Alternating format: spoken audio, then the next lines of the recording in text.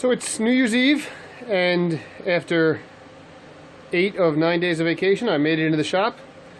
Ran out of darkness, ran out of outside temperature, didn't have time to actually work on the project I'm supposed to be working on. But I haven't had any time out here all vacation, so I wanted to do something, and I figured let me get back to the project I abandoned sometime in the spring. So, what you're looking at here are an assortment of my rasps, as is probably self-evident. And what you see over there is my Fordham. It's taken out that that mount there I usually put in the vise here. I've come to realize I need a little bit more better solution to mount it to the bench, but in any event, I had it in the vise. And what I've been doing with all these is working on my headphone jack, rack rather. So this 2x is just mounted there for mounting purposes. You can begin to see the form the headphone rack is taking. When I started today, it was shaped like this and ran straight across, and this side was equally blocky to this side. And I had previously drilled 2 holes in it, thinking I might just make an open recess, because after our interview with Glenn Guarino on the Modern Woodworkers Association podcast, he had talked about just adding an open negative space and how it can really lighten a piece. So when I first made it, it was too heavy. So I drilled the 2 holes thinking maybe I'll open it up, and then I decided, you know what, let me make it this forked version. How it will work is it'll mount on the wall like that, and when I'm podcasting, I'll be able to hang my headphones on it. Not really necessary. It's certainly overkill in terms of the amount of work going into it, but it's an exercise in sculpting, and you know, why wouldn't we exercise? So what you can see here is I cut this out with a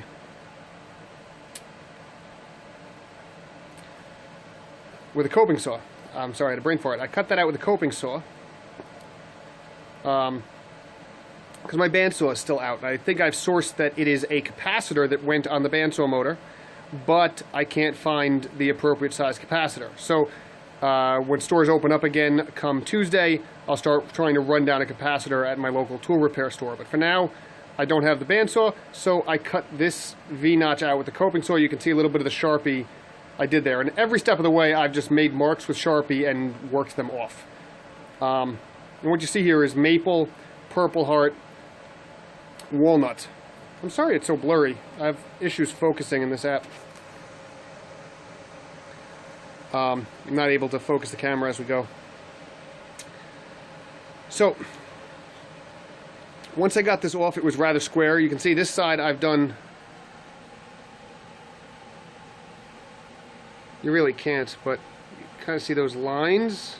That's a result of the Fordham on a very aggressive bit. See, that's an aggressive cut saw on the Fordham.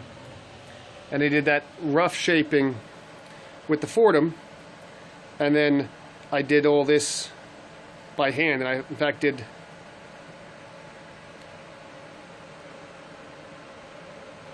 a lot of that negative recess by hand.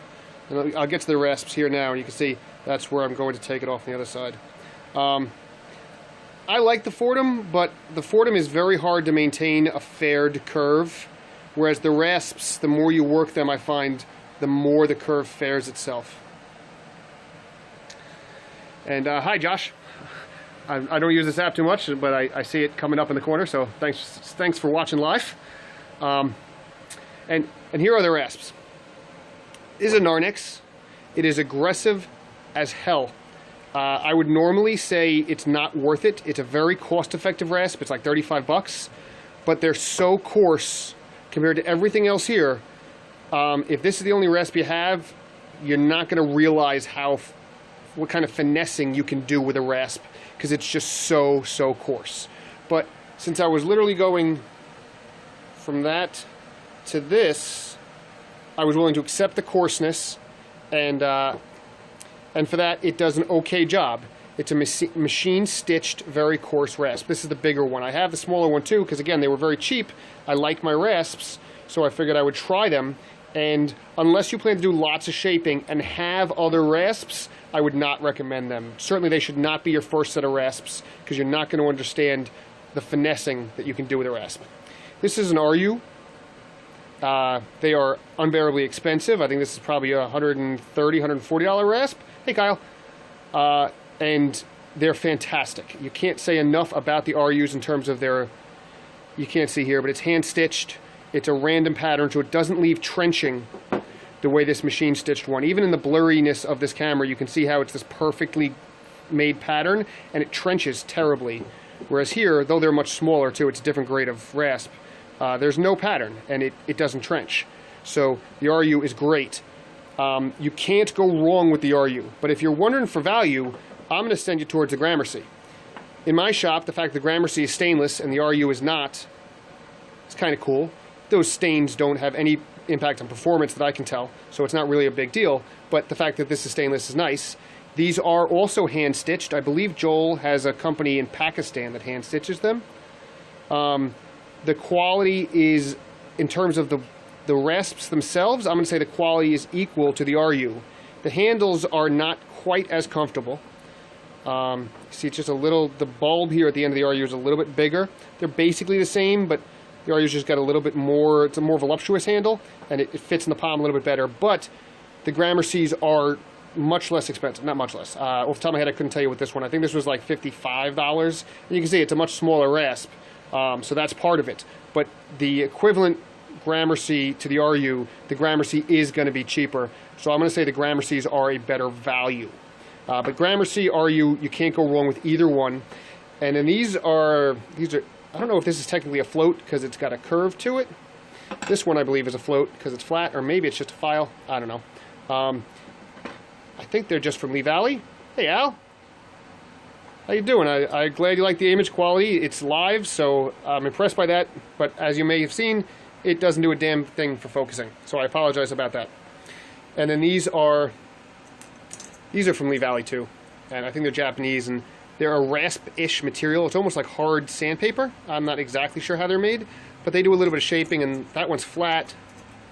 This one is flat also, but it's triangle. This one has a subtle curve to it.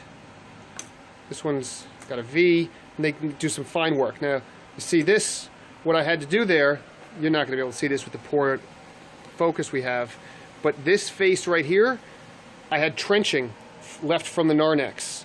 I went over it with the RU and the Gramercy, and I still had the trenching. So I pulled this one out using this curved surface. This way, you don't get flat spots. You keep the curve moving, and you're constantly moving. You keep it a faired surface. And I was able to work the trenches out, and then I went back with the Gramercy and smoothed the whole thing. So,